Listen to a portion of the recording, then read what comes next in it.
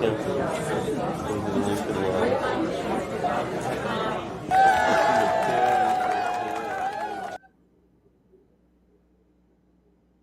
ask me, man. I do not know. Yeah, I see, do and then not. I I don't understand. Something different every time. I don't know. And last week when I did a little solo thing, it had the two spots like this, and so I was on the one side, and I couldn't. I was trying to change it down at the bottom too, because most people know that my technology skills are pretty, top notch. So I was changing the views down at the bottom like you have, and it wasn't changing the screen at all. So I don't know. Maybe it was just a glitch in the system or something. Who knows? We've got all quality stuff here. I think this software is built in China or something. I don't. That's right. That's probably correct. Well, welcome to Happy Friday Fun Day, Mr. Kaufman. Glad to have you back. How was the how's the trip? Oh man, much needed. It was awesome. Yeah, You have a daughter who graduated from San Jose State out there, and yeah, super proud of her. She did all of that on her own, and she was in the Navy for 5.5 years. Got out of the Navy, and man, I'll tell you that she did the whole GI Bill thing. When I yeah. was in service, the GI Bill, I think my total benefit was like something like 58 ish something Mhm. thousand. The benefit now is insane. It's like 300,000 plus. I mean, it's insane. So yeah, she hasn't, no debt from uh, her college education, and Excellent. she did it all on her own. I mean, I have no really other than I guess having a really tenacious daughter. I really had nothing to do with it. So I'm really proud of her. She's really um, I don't know. She's really set herself up well. So What was the major? What's her? she's in public health, which, by the way, she's actually she's actually going to massage school right now. So she's got the paper, I guess, and I'm not sure what exactly where it's all going to lead, but Yeah, that's all up to her. She's made good decisions up to this point, so I can imagine that. I just imagine that will continue. So nice. anyways, a really nice time. We weather was fantastic, uh, and did some little touring around San Francisco and all that kind of good stuff. It's a good time. Nice. Yeah, And now you're back on the Creative Real Estate Mastery podcast with your good buddy Ken. yeah, So that's right. welcome back. What do we have on tap for the episode today, Mr. Kaufman? Well, today we are going to talk about. It was actually one of my favorite topics, and that has to do with. It has to do with marketing, but specifically lead gen. So lead generation, and even more specific than that, we're going to talk about how to potentially resurrect what are seemingly dead leads or old leads. Um, I think it's something that a lot of folks they just once a lead goes into the dead column, they just kind of leave them there, and you know we actually kind of still do. We have a student who we call her the follow up queen. I mean, Yes, just yes. she is an animal when it comes to follow up. I mean, she's just really good at it, and um, admittedly, this is kind of I'm so squirrely. This is kind of where I fall on my face as well. So I mean, I'm not immune to what we're going to talk about today. But on the same token, since I do recognize that it's a problem for me, I think I'm pretty well qualified to talk about it. Yeah, So yes. But it's a good topic because everybody is like, okay, I need more leads. How do I market for new leads?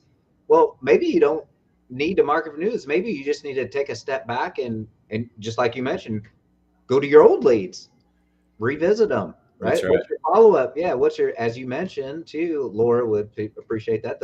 I, what's the follow up? Do you have a set schedule? And that's the magic that she has, right? She just has a schedule and she just keeps going after her.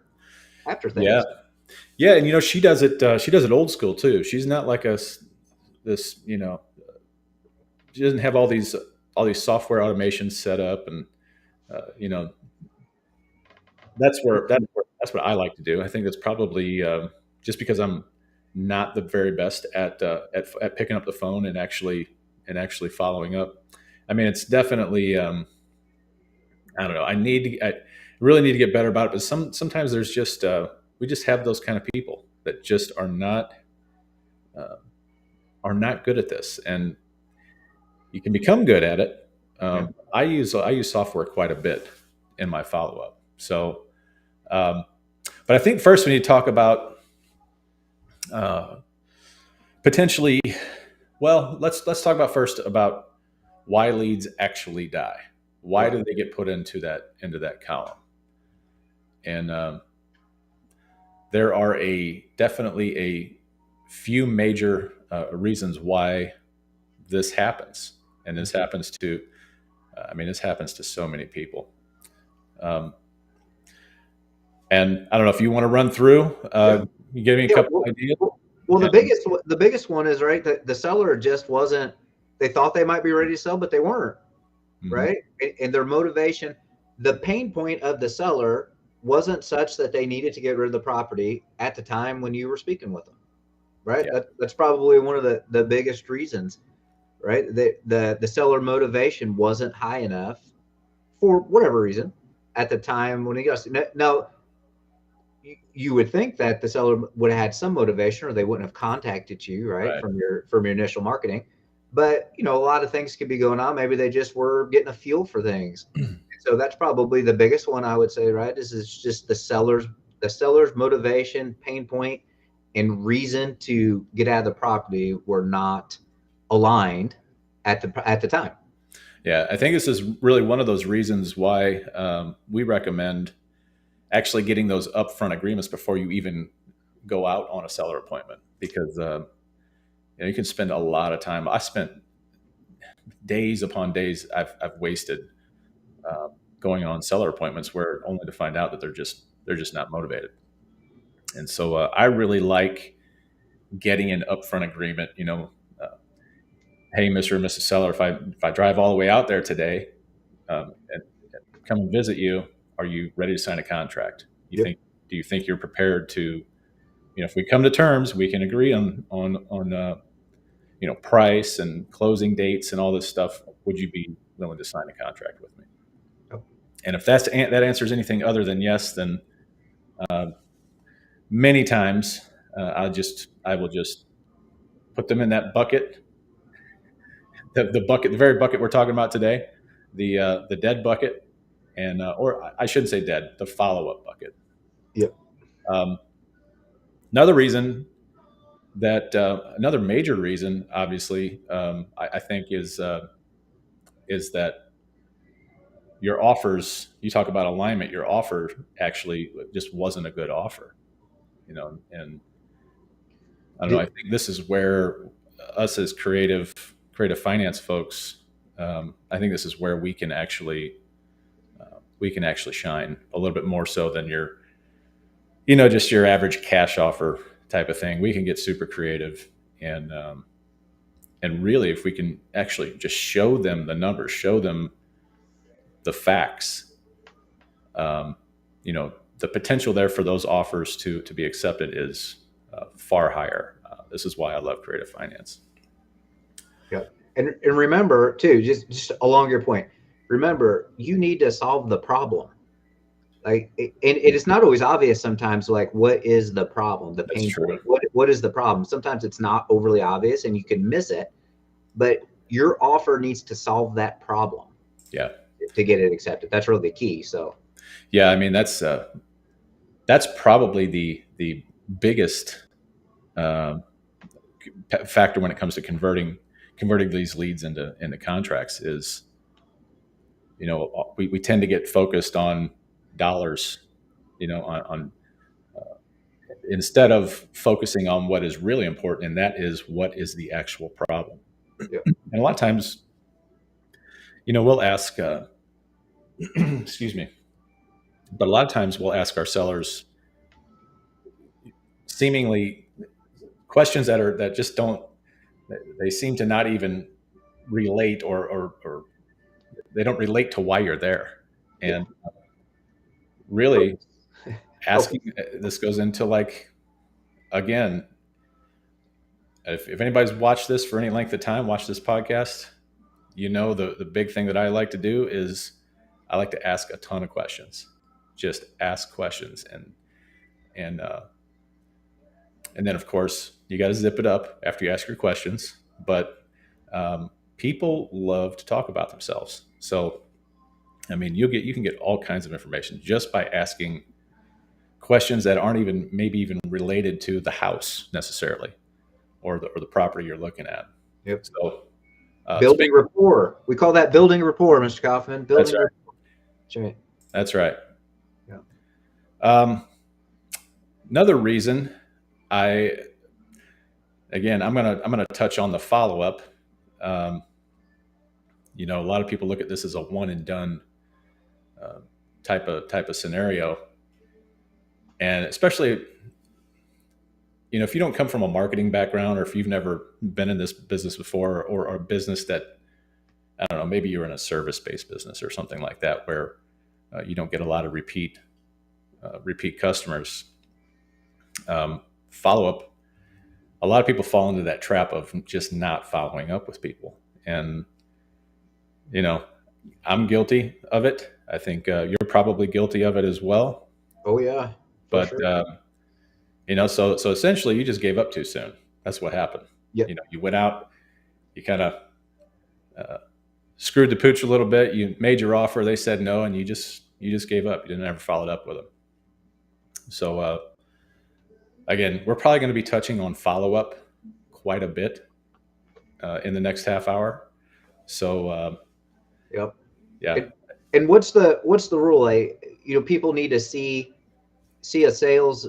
We'll just call it a sales pitch. But like 7 times, like 7 to 9 times before they actually buy, or something, like on the average. If Yeah, it's a product or something. Yeah. Depending on who you ask, Yeah. but I think it's 6 to 9 times, as far as, well, they call it a touch. So it can be Yeah.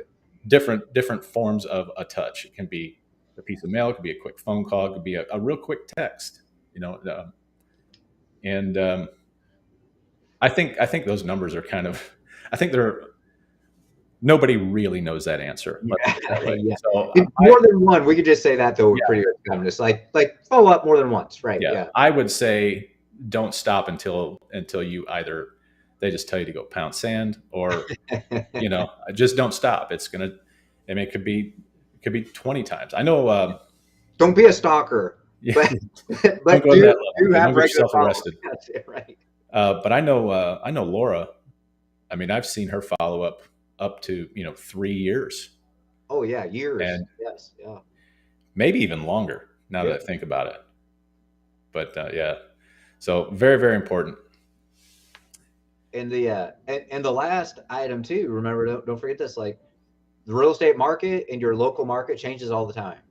So like, market conditions can change, Yeah. right? Even in a 12-month or 24-month period, they can change, right? So that's why it's always good after some conditions shift some.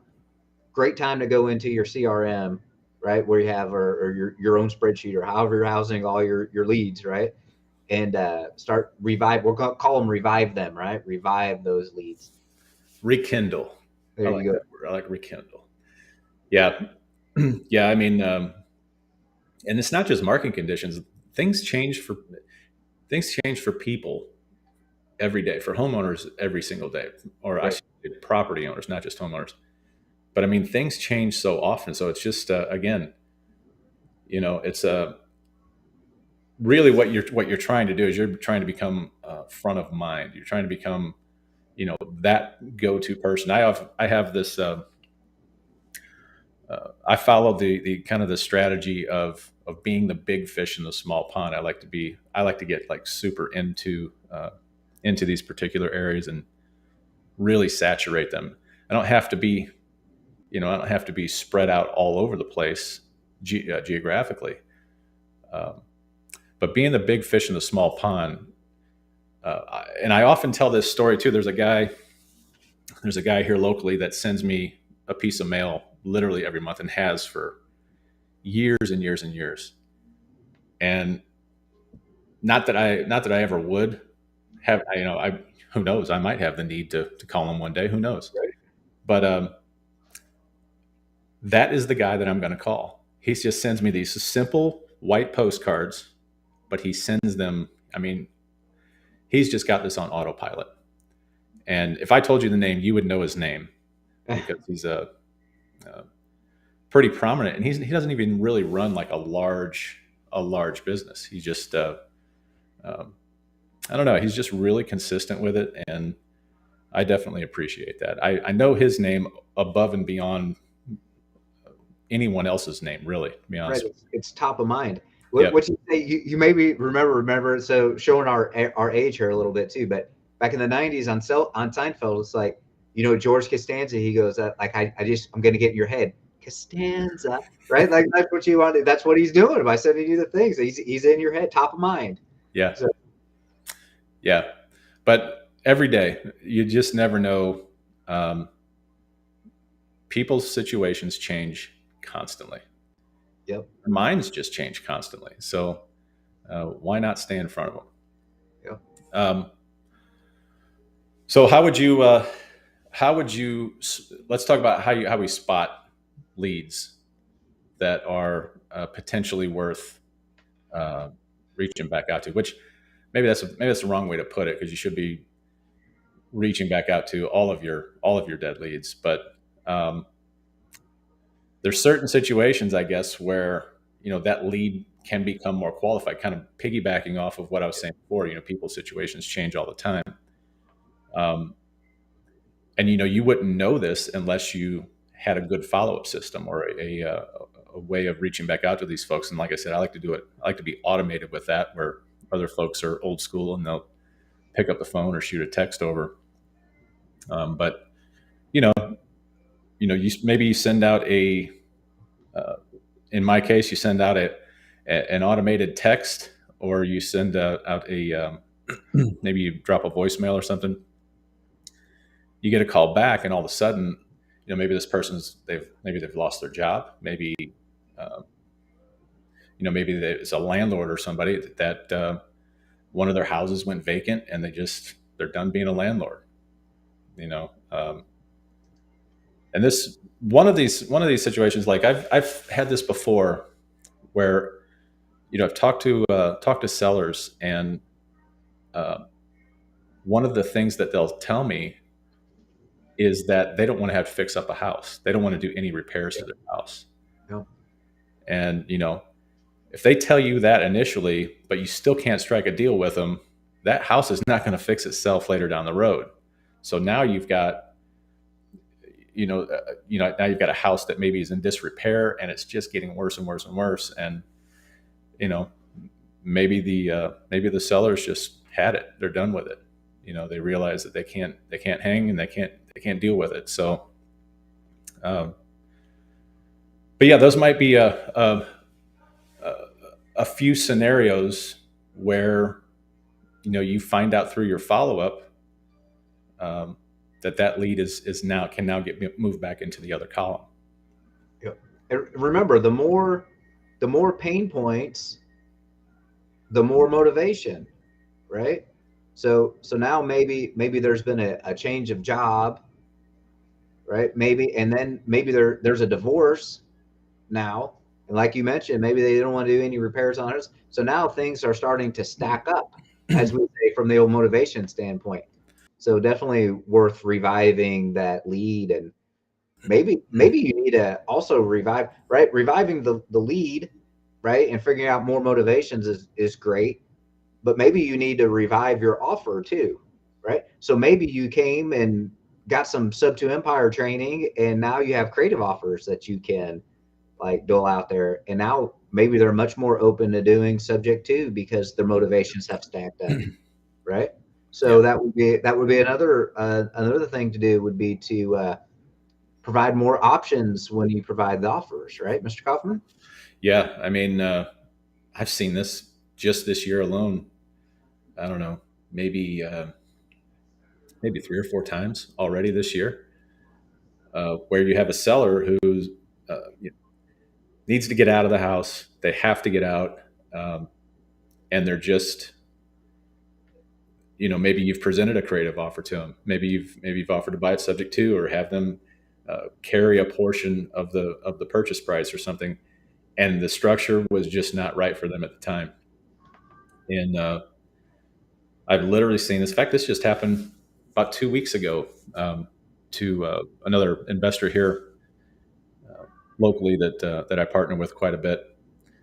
And you know, as that time, and this house was actually listed, as as that listing starts to creep closer and closer to that expiration date, that motivation tends to come up a little bit, and all of a sudden this deal, or this deal structure, turned out that it would work for her. So she ended up closing on that deal, got it subject to, and she now owns a property that she's got a good deal on, and she has it actually for long term. She's what I mean by that is the seller agreed to subject to with an unspecified balloon or payoff date. Yep. Yep. So she got a really good deal.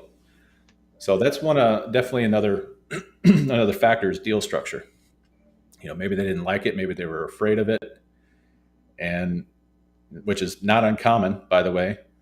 Folks that have never heard really about what we do, or maybe they've never heard some of these really creative deal structures. If it's outside the norm, people can be kind of standoffish when it comes to that. So really building rapport and educating yourself, and so that you can in turn educate your seller on what this stuff actually is and what it actually means.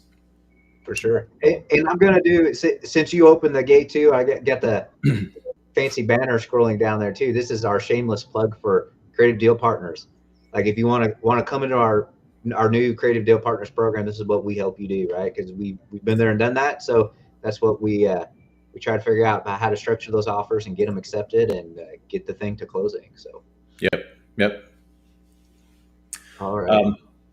One final thing I want to say is, if we're talking about this, actually I guess it kind of goes along the same lines with deal structure. A lot of times, some sellers, not all, but some sellers have this idea about what the value of their home actually is. Yep. And so the value of their home, yes. Yeah. Well, in particular, I will tell you, FSBOs, for sale by owners, I would say probably 99% of all FSBO sellers, all of them, they all just think that their house is worth way more than what it actually is. Yep. And so what ultimately ends up happening, because at the end of the day, maybe it's not all about price for a retail buyer. And maybe, a lot of FSBOs get sold every day, but ultimately it's going to come, it doesn't matter who you are, it's going to come down to price. Maybe at a different level for a retail buyer. A retail buyer is willing to pay more, but ultimately it's all going to come down to price. And really, this is ultimately what happens is the seller's just asking too much. They're just asking too much for it. And maybe now they're a little more flexible on that price. The cool thing about creative financing, of course, is we can generally get pretty creative, and we can generally offer, maybe not all the time, but we can offer a greater sales price for a lot of our deals. Yes. We don't want to over leverage ourselves. We don't want to get crazy with it. We're gonna have to pay that at some point. Guidelines. What's that? We're gonna have to pay that sales price ultimately at some point. Right. But we just want to make it out in the future that we're comfortable with. Right. Right. Yeah. I mean, if you can do that, you think about if you do kind of pay a little bit more, but you can you can extend that out for 5-10 years. ultimately what you're looking for is you're looking for that the equity and the value of that home to increase over a period of time. So now you're without over leveraging yourself. Now you're in a much better position to to start having that cash flow roll in, and then when you get to the end of that term, now you've got plenty of equity in the house, and we can create win-wins, win-win-win, all wins Yes. through creative finance. It's awesome. Wins all the way around. You're right. Yep. All right. So if we wanted to do a follow, so let's talk a little bit more then about the specific, like, what do you recommend for the follow-up? So we say, okay, we want you to do some follow-up. How do you go about doing that? Like, what is our recommended way? So of course, you can have a CRM where all your leads are going into, if you're that sophisticated, like like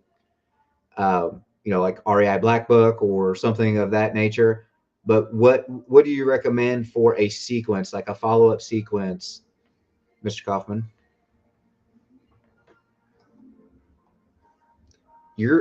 We lost your sound, I think. There we go. How's that? Yeah. Did you mute yourself there? That was a. I What? did. I had to clear my throat, and I muted myself. Forgot to unmute Oh, myself. I guess it. No, all good. Yeah, here we go again. Like I get, I start running my mouth, and all of a sudden I get a dry mouth and clear my throat. But honestly, with a follow up, it doesn't need to be crazy. It doesn't need to be anything elaborate. A lot of people they how do I explain this? They tend to want to explain away, almost like they're guilty of something, like they feel guilty calling these people. But it doesn't have to be that elaborate. And this does not apply to just sellers. This applies to your buyers. This applies to really. So like I do this with wholesalers, real simple, quick messages that are, seemingly just kind of non-invasive. They're really simple messages. Something like, hey Jim, is this still your number? I mean, that's it. All of a sudden, now you've got a conversation started, and it seems silly, but that's all you really need to do. I'll tell you, with the wholesalers, there's high turnover rate amongst wholesalers. There's quite a bit of people coming in and out of that business, and so this is what makes automation perfect for this, or perfect for talking to wholesalers, is that I can throw in a quick. I can create an email sequence or an SMS sequence through REI Black Book, and potentially all I have to do is add an email address into the records, assign them that workflow, and then boom, I'm out. We're off and running. But you can do the same thing with sellers. Not a big deal. I mean, and these are really, really simple, easy, quick messages. You could simply ask them, "Hey, I talked to you. I talked to you 3 months ago. Are you still thinking about selling your property?" Real quick, easy message. Doesn't have to be anything elaborate. Really, really simple. That's the key. And then, of course, I'm always gonna push the automation because I love the geeky tech Right. stuff. So, but yeah, you can apply that through automation, or you can go old school like Laura does. But even if it's automation, though, I think what you said there is very good. Simple and quick. You don't have to go into this long diatribe. Like if it's an email, like you don't have to have a 150-word email. Like you can just say, "Hey, was just thinking about you. Still still interested in selling." Just like you mentioned, it's like really quick. It's not a big deal. And do the value add, like hey, I was thinking about your situation. Like I think we could talk about some new options for you to solve your problem. If you're interested, let me know. Yeah, and this is where automation falls on its face. This is where being old school, picking up the phone or sending a text from your cell phone, really kind of outshines the automation, because those problems that you identified prior to, or in your previous conversations with your sellers, those are now kept diligently in your notes in your CRM, and now you can refer back to those notes, and now you can actually talk about talk about whatever issues they were having prior to that date. And like I said, this is where automation. This is where, I mean, we just cannot. We don't have the ability. There's some AI stuff going on out there that some conversational AI, I should say. Oh yes, Skynet. I knew we couldn't go through an episode without bringing up Skynet. Well, it's happening. Actually, I tested it out. I've been running some testing before I left for California, and it's getting pretty. I mean, it's not there quite yet, but man, it's getting pretty good. I mean, I have to say. But yeah, until that's fully functional, I think picking up the phone and actually calling is probably the better idea. Am I going to do that? I'm probably still not going to do that. But I will tell you, you're going to get a much better conversion rate by picking up the phone and continuing to build that rapport. Personal, right? It'd be a little personal. That's Yep. right. Yep. Yeah, automating to a wholesaler is one thing, but trying to revive that previous seller lead is another. Yeah. Yeah, and like I said, just don't overthink your messaging. You don't have to. It doesn't have to be just touch. It's Yeah. just a touch, like you mentioned. Yep. Yeah, it doesn't have to be anything sophisticated. Yep. Yeah, and so, excuse me. And so, let's say that you've done you've appropriately you've done your follow up. Your seller has really they've agreed to re-engage with you, and you start talking to your seller again or sellers. Now you have an opportunity to actually build on and make a much better offer than you did perhaps in the past.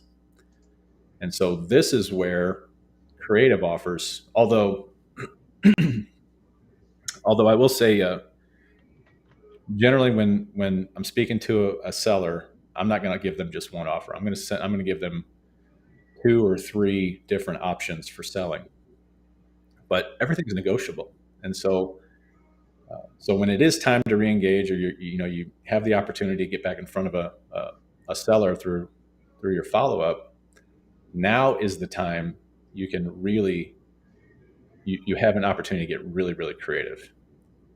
And so what would you perhaps change about your offer, or what kind of offer would you now present to your seller? And that answer might be a seller finance option. Might be it might be accepting, having them accept payments from you over a period of time. And that there's the trade-off. I think everyone's probably heard this, but the trade-off is, I'll give you your price, but they have to be my terms. And so many people are happy with that. Like a lot of sellers are surprisingly on board with that idea. They love the idea of getting their price. And so, but that does mean that they have to sacrifice on terms in many cases. Their price, but our terms. Correct. Which is more valuable. Right. Yep. Yeah. And in most cases, that's a win-win anyway. Right. So exactly. Why not? Why not explore it? Of course, you can offer them subject to. Yep. Take over those payments. Get that off their back. The monthly. Yeah, and that's the thing, is like, you have many different scenarios where subject to just makes so much sense, particularly if we're talking about like foreclosure or pre-foreclosure. I mean, it just makes so much sense to do it. I'm not the world's biggest fan of short sales, because they're just well, number one, it's going to damage their credit pretty badly for a long period of time. And if I can save someone from having to do a short sale by taking their property over, by taking it over subject to, or by buying it subject to, yep. I'm going to go that route every time. Yep. Not to mention, I can get that done in about, you know, on average, that can take me a week to get that closed. Yep. Versus 6 months of dealing with a short sale. Yeah. It's not fun. Yeah. Yeah.